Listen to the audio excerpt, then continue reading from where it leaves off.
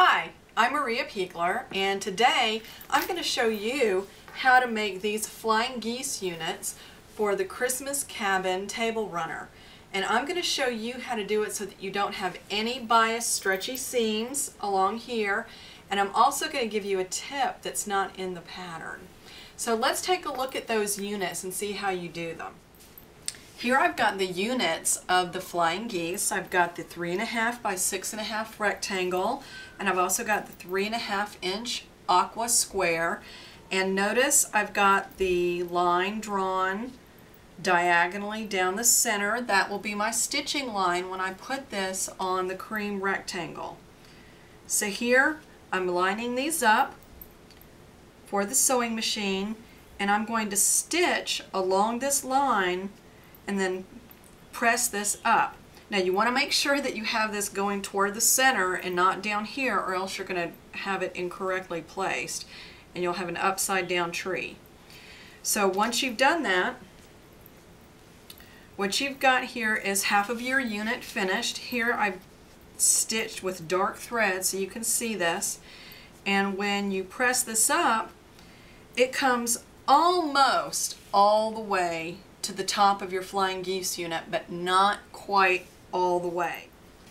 Here is the top of this flying geese unit, and here you can see that it doesn't quite reach the top. The triangle doesn't quite reach the top of the flying geese unit. If you can see here, there's about a 1/16 of an inch difference here, and when you cut off this portion of your flying geese unit, it's going to make this a little tight. It's not going to be quite 3.5. And so it's going to be a little tight when you sew these. Now I'm going to show you a tip that is not in the pattern for how you can avoid that. Here I've got a flying geese unit, and this side was stitched the traditional way, where you stitch along this line, and you can see when I pressed it up, it's close to the edge of that cream rectangle, but it's not quite there.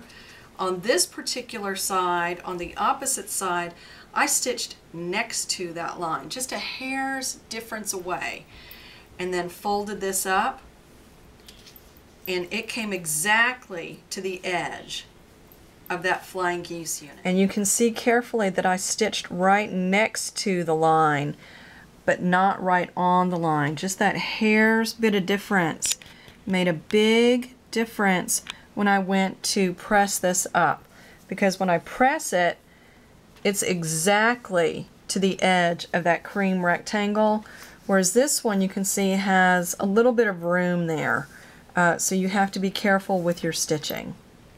So what you can do, it will still work this way, and in fact this is how I made mine, and it was just fine. I did not have a problem with it. But if you're a little uncomfortable with that being tight when you sew, because you have to be very careful with your measurements and with your piecing. If you'd like a little more breathing room, then stitch just next to, just above this line when you stitch, and that will give you exactly a 3.5 by 6.5 unit.